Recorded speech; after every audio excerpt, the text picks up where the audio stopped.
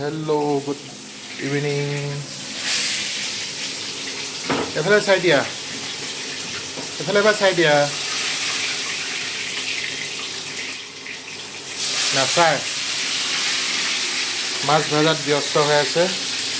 এয়া বিলাহী, তাৰপাছত আলু, পিঁয়াজ, জলকীয়া আৰু ভাতকেৰেলা, আলু ভাজি বনাব।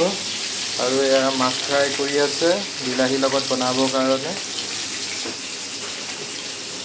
এবাৰ চাই দিয়া। আৰু আমাৰ সৰু বেটাই কি কৰি আছে? সৰু বেটাই এয়া তাৰখানে কটাই এখন লৈ কি কৰি আছে? কি কাটি আছা? ধনুষ বনাই আছে বোলে ল'ৰাটোৱে আমাৰ। তাৰপিছত ডাঙৰ বেটাই কি কৰি আছে চাওঁচোন বাৰু। ডাঙৰ বেটাও পৰি পৰি বিচনাত লিখি আছে।